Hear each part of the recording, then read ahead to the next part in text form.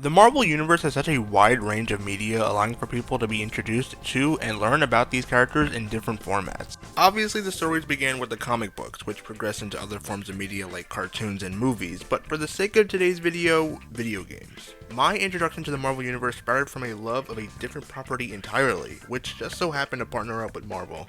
Growing up, I was a Lego guy. Lego sets, Lego minifigures, Lego lunchboxes, the whole shebang. And when combined with the fact that back in my day, I liked to play video games, puzzle pieces were in place for me to begin my Marvel journey with the one and only Lego Marvel superheroes. I have tons of memories playing through this game, replaying it to get all the mini kits, finding all the hidden Stan Lees and all the red bricks. It's a fun time. And it also covers a large majority of the Marvel Universe within its story and the tons of characters in it. One of the more fascinating aspects of the game is the translation from characters from Marvel into the LEGO style, and in particular, one I gravitated towards was Mr. Fantastic. I just like how they translated his stretchy powers by turning into LEGO things. It was fun and creative. You of course had the whole team in the game, with cool looking designs and abilities. I mean, who wouldn't want toys of these guys? With a stellar and honestly pivotal appearance in the game, I assumed a physical LEGO representation was coming, and well, it never did. For some reason, LEGO has never made the Fantastic Four, which is a shame considering their popularity and importance as Marvel's first family. We may never know the exact answer for this, but I have a few suggestions. Perhaps the weird legal issues between Fox and Disney's rights were in play, and such progressions on mergers or discussions left the X-Men and Fantastic Four in a gray space for a long time, before now being more widely accessible. Or, maybe the obvious, there needed to be a reason for a set, a spotlight on the IP in order to reignite any interest in these characters. I think this is why we've seen the Four in a lot of other things lately. We just needed a major motion picture. And well, that brings us caught up to today. The Fantastic Four First Steps is slated for July 25th, and LEGO has finally made the first ever Fantastic Four LEGO set inspired by the film's aesthetics. I am beyond excited for this film, and LEGO has finally answered my emails about making Fantastic Four sets. With so much anticipation and hype surrounding this team's first outing in LEGO form, it's time to find out if this set delivers on the long-awaited request. It better be fantastic. Fantastic Four vs. Galactus Construction Figure. Rolls right off the tongue. Beginning this construction with a deconstruction and analysis of the box, obviously displaying Galactus fighting the team in the streets, seemingly just like the movie. There's key art of the characters bunched up on the side of the box, and on the back is more activities happening on Galactus alongside a promotion of some sort of play feature. More on this later. Breaking the plastic from its cardboard prison reveals the construction manual, 4 bags, and a goddamn sticker sheet. Maybe it's just me, but I hate putting on stickers. It's always so unnecessarily nerve-wracking to try and get the best placement. And then if you mess up, it just gets all bunched up, and it's just annoying. Well, that's the box, so I guess I gotta build this thing now. Give me a second. Come a long way since the garage. Gotta say, it's fantastic. Say that again? It's fantastic. Say that again? It's fantastic. Say that again?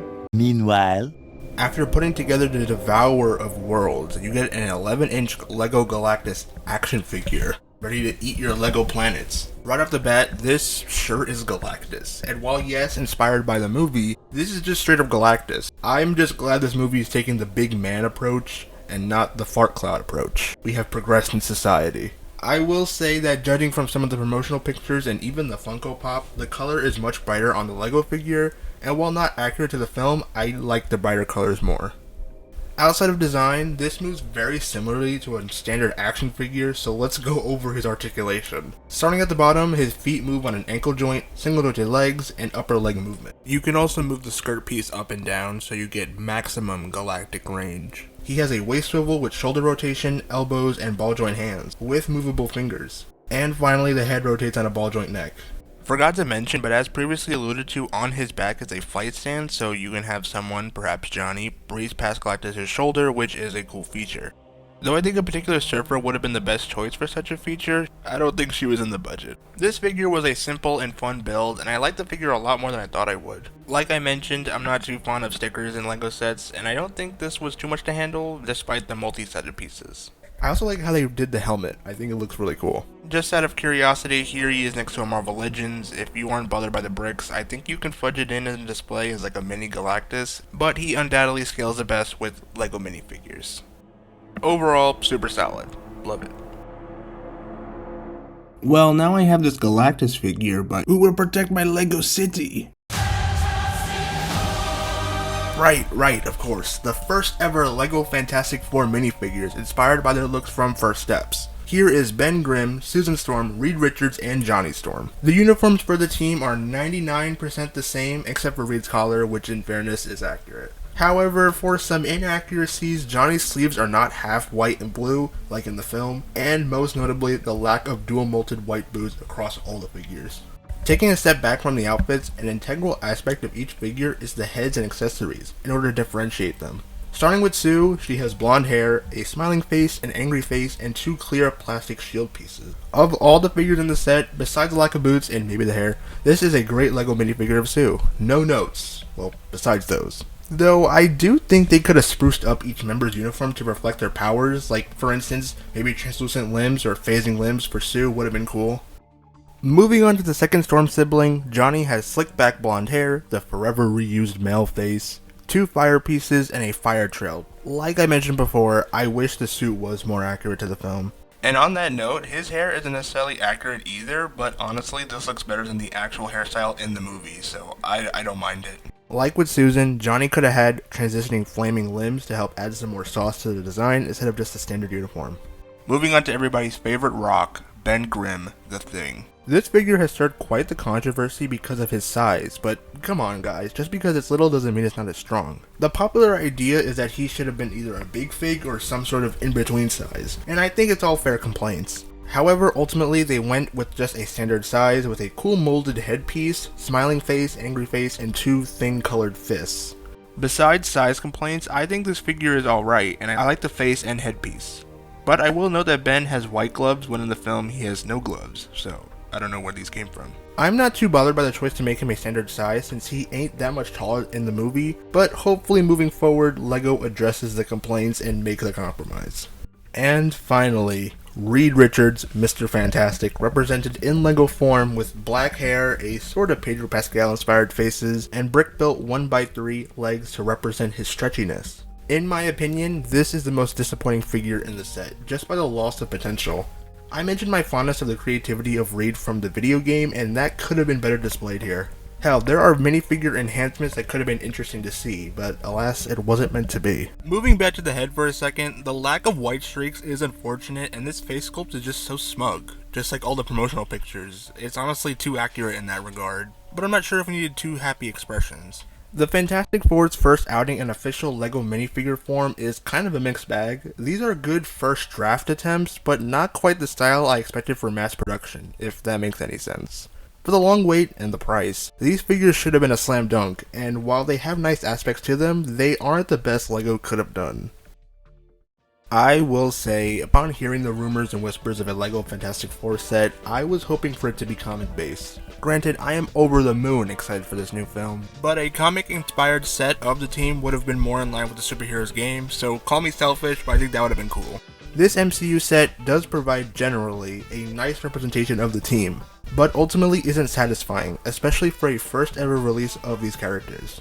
Maybe it's the years of built up expectations, especially considering we've seen what the team would look like in LEGO form, but I was just hoping for more with these. Galactus, however, is a great build and a great addition to the LEGO universe. He's obviously a notable character, and this construction figure approach worked really well with him. LEGOs are compatible with LEGOs, obviously, so minifigure enhancements are super simple as long as you have the right pieces. If you don't mind knockoff waves, mixing and matching some of the pieces from those, I think could help these figures pop just a bit more, and sometimes add entirely new and necessary characters. It probably would have leaked by now if we were, but hopefully moving forward we can get more First Steps inspired sets, ideally the Fantastic are. I think a Flame On Johnny would be a great addition to the line, and maybe even a brick built Herbie or something. If you wanted to go wilder, maybe the rocket ship with the team in their spacesuits, and maybe Silver Surfer. That could be fun. However, a dream set would be a modular release of the Baxter Building, and you can throw everyone and everything in that set.